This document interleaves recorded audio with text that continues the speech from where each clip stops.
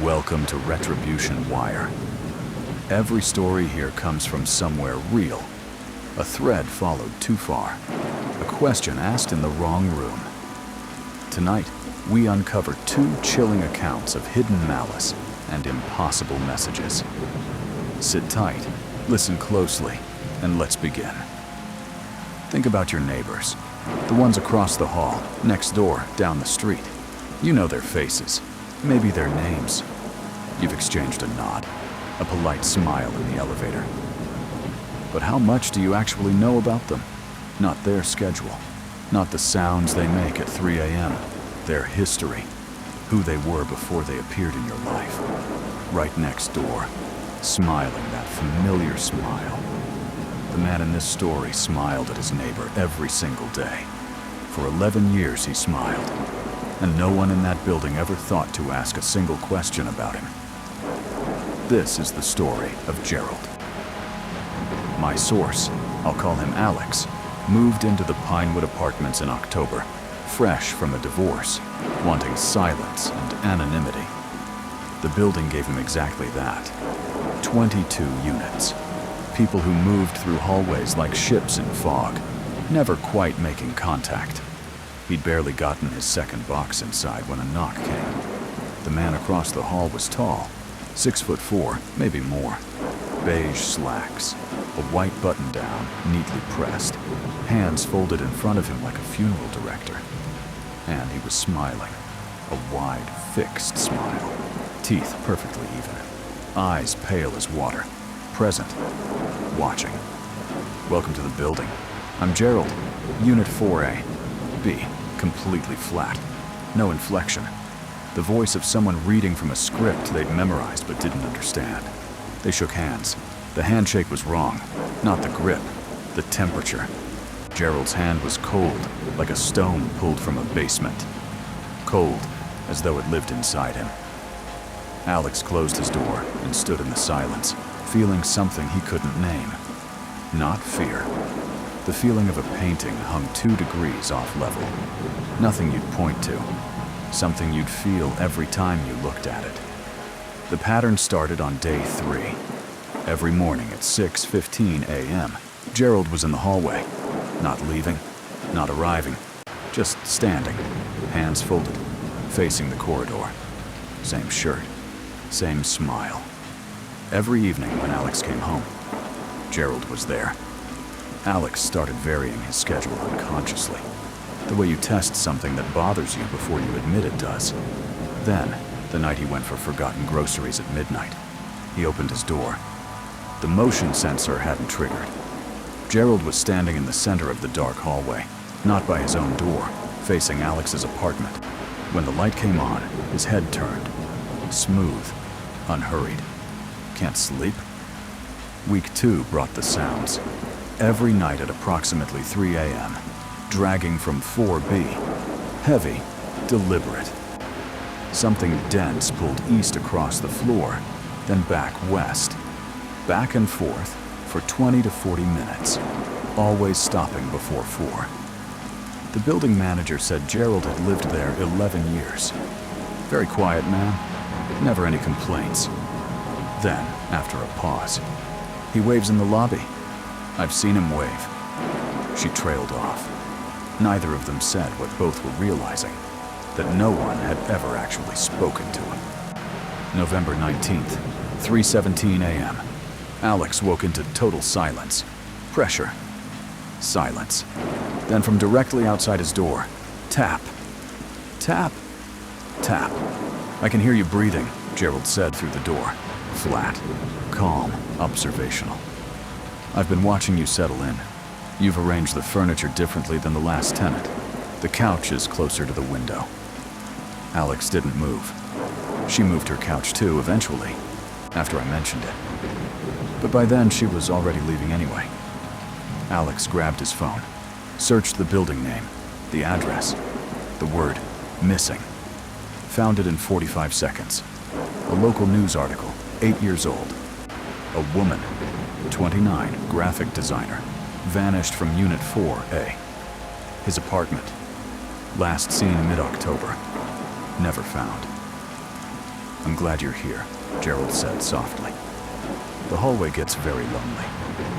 Alex called 911, typing the address because he was afraid to speak. He didn't move for 11 minutes. Gerald's apartment was empty. No furniture, no food, no clothes.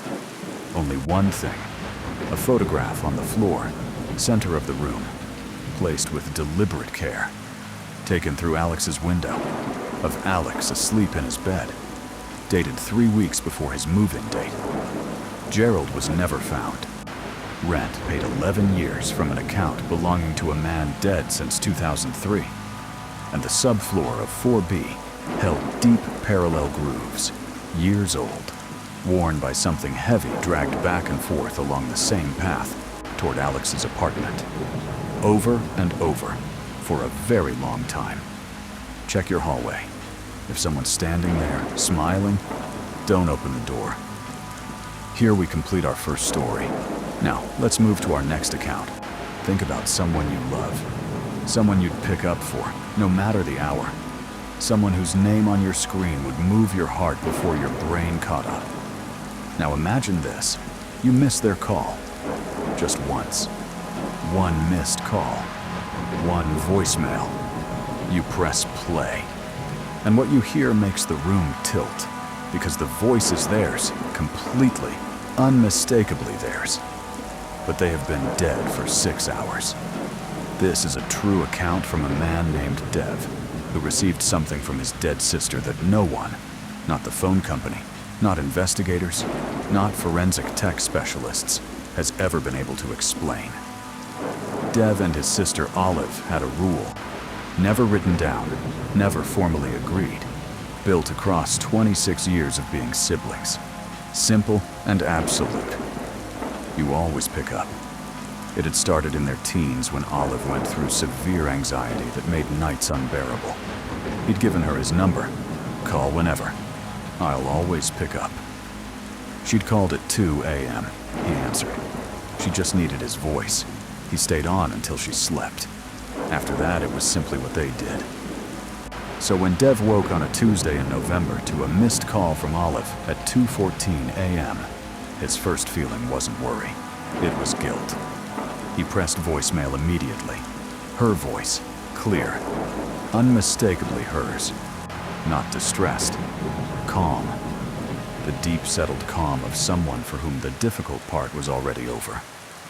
"Hey, I know it's late. I just wanted to hear your voice. Even your voicemail counts, right? I'm sorry I didn't call more. I always thought there'd be more time. Don't be sad, okay? It's not yours to carry. You were the best part, Dev. You were always the best part." He called back. 6 rings. Voicemail. Called again, then called her husband, Rohan.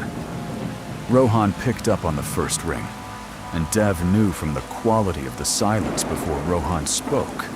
The silence of a man who has been crying for hours. Knew before a single word was said. Olive had been on the highway at 8 p.m. A car forced her off the road. She was pronounced dead at 8:47 p.m. The voicemail came at 2:14 a.m., 5 hours and 27 minutes after she died. Dev took his phone to a telecommunications specialist. She pulled the full server-side records, call origination, timestamps, tower routing. The call had come from Olive's number. Unambiguous, processed at 2:14 a.m. exactly. Not a time zone error, not a display glitch, logged in real time. But Olive's SIM had gone inactive at 7:58 p.m. Her phone lost power before the accident, never restarted. Recovered from the wreckage, battery fully discharged. The specialist checked for spoofing. Spoofed calls still leave originating server logs from the real device. She checked. Nothing. No infrastructure. No secondary number. No carrier anywhere had processed a call matching that routing that night. "I cannot explain this call," she told Dev. "The originating device was offline. There is no technical pathway for this voicemail to exist." 6 days after the funeral, his phone buzzed. A text from her number. You picked up eventually. Good. It takes more than you'd think. Reaching through to your side. He typed, "Who is this?" "It's me. You still have the voicemail from Mum's last birthday. You've never deleted it. You listen to it when you miss her. You haven't told anyone that?" Dev put the phone down. True. Every word. He had never told a living soul. Then, the accident wasn't an accident. Pull the highway footage, not the accident report. The 2 kilometers before the merge point. There's a dark car.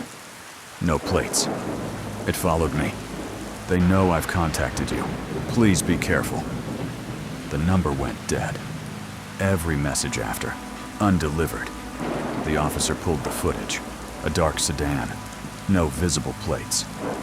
1 kilometer behind Olive at the merge point, it accelerated.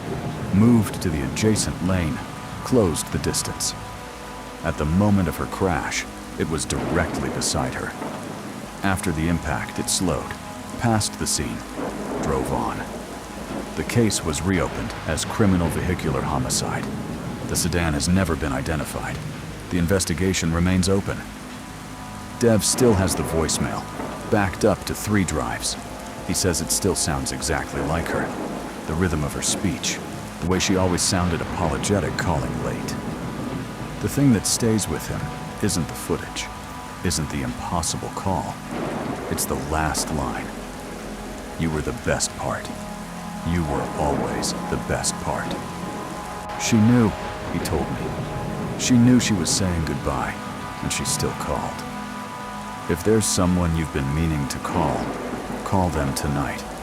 Don't wait for more time. There is no more time. There is only now, and whatever comes after. Every story on Retribution Wire comes from somewhere real.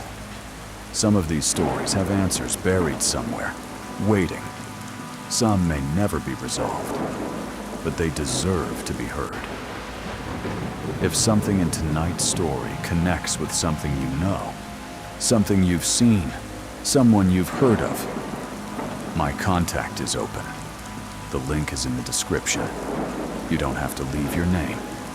And if tonight's story left you with something you can't quite shake, good. That means you were listening. Until next time, stay careful out there. Stay curious. And never, ever stop asking questions.